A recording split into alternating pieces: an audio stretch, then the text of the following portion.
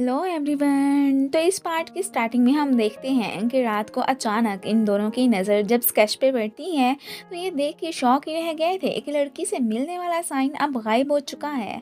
साथ में परेशान भी होते हैं कि अब आखिर हम क्या करेंगे। मैंग इन पे गुस्सा करने आती है कि आखिर तुम लोगों ने आईनी को क्या कहा था, तो दोनों उसे एश्योर करवाते हैं कि हमने उससे कोई भी गलत बात नहीं की थी। सोते वक्त ये तो बड़े मज़े से मैसेजेस पे बात कर ही रहे थे कि अचानक शिबा इनके बीच वाला पर्दा हटा देता है कि अब कर लो बात, यूं छुप के करने का क्या फ़ायदा। दोनों तो फिर एम्बैरेस होकर अपना मुंह बिस्तर में ही छुपा लेते हैं। मॉर्निंग ही मॉर्निंग आंट ने ये सैड न्यूज़ इन्हें सुनाई थी कि मैंने रेस्टोरेंट को सेल करने का फैसला किया है, सो तुम लोग भी अब अपना कोई और ठिकाना बना लो। ये सुन के तो दोनों भी परेशान ही हो जाते हैं कि अब हम आखिर किधर जाएंगे। आईनी को जब इस बारे में बताते हैं तो वो खुद ही इसे बाय करने का सोचती है। इनके पास तो ज़्यादा मनी नहीं थी, तो अचानक इसे फिर मैंग का गिटार बेचने का ही आइडिया आता है कि वैसे भी वो कौन सा ऑडिशन में पास हो जाती है। अब उससे मिलने वाले पैसे इन्होंने आईनी को दे दिए थे। ये खुश खुश आके उन्हें बताती है कि मैं तो सिलेक्ट हो चुकी हूँ, अब तो फिर श्वान की शक्ल देखने वाली थी। खैर, जब ये उसे बताता है कि मैंने तो तुम्हारा गिटार बेच दिया, वो तो फिर इन पे गुस्सा करती है कि ये क्या कर दिया तुमने। आईनी ऊपर से आके उसे गुड न्यूज़ देती है कि आज से मैं तुम लोगों की बॉस बन चुकी हूँ। आंट भी फिर इन्हें गुड बाय कह के वहाँ से चली ही गई थी। आईनी शिबा के क्लोज आके खुश, जबकि ये अपना गिटार जाने से सैड थी। शिबा अपना दुखड़ा श्वान को सुनाता है कि अब मैं क्या करूँगा, वो तो इधर स्टे करने भी आ गई है, बस हमेशा की तरह मुझे तंग ही करती रहेगी।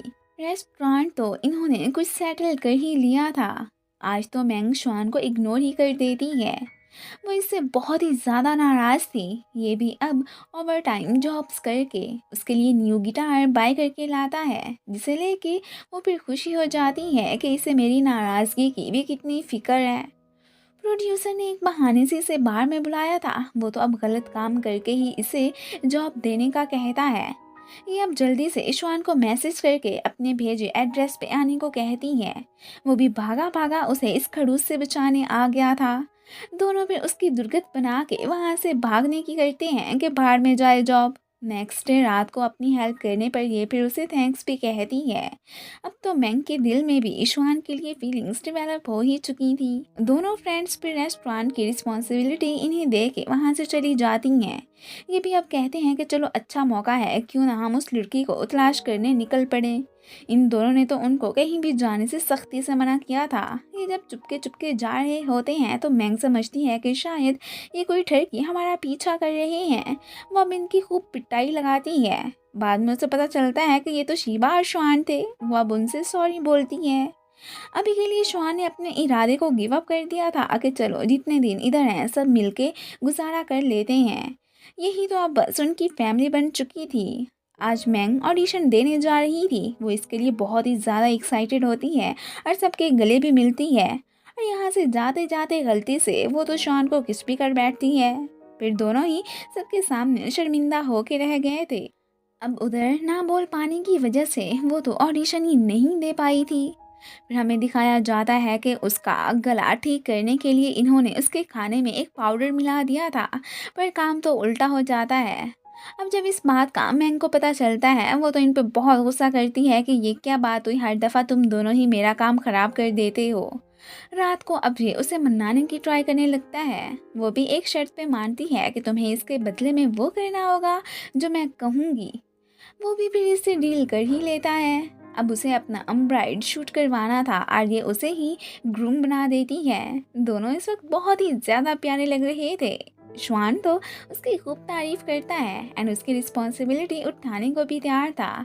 ये सुन के वो तो फिर बहुत ही खुश हो जाती है। वह अभी तक दोनों ने एक दूसरे से फीलिंग्स कन्फेस ही नहीं की थी।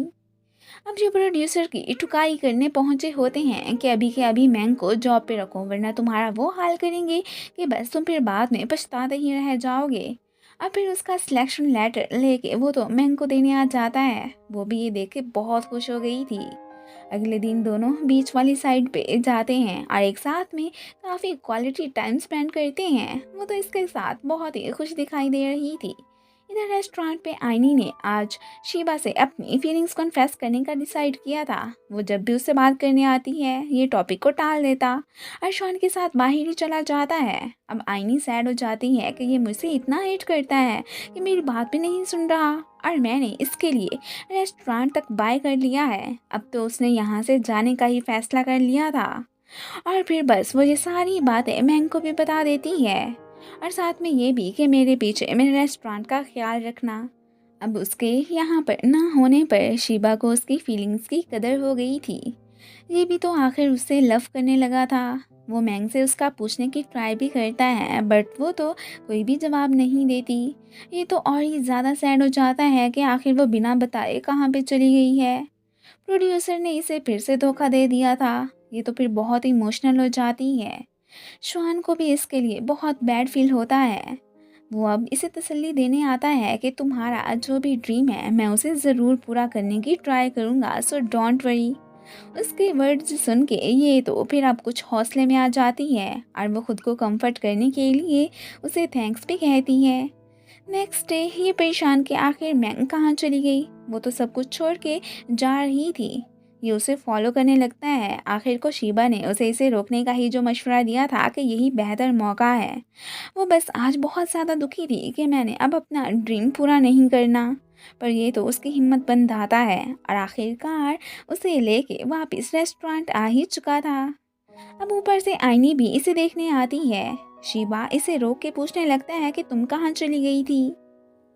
खैर फिर रात को ये चारों मिल के डिनर करते हैं। अब तो इन्होंने कभी भी एक दूसरे से सेपरेट ना होने का ही डिसाइड किया था कि चाहे जो हो जाए हम इसी रेस्टोरेंट में ही रहेंगे।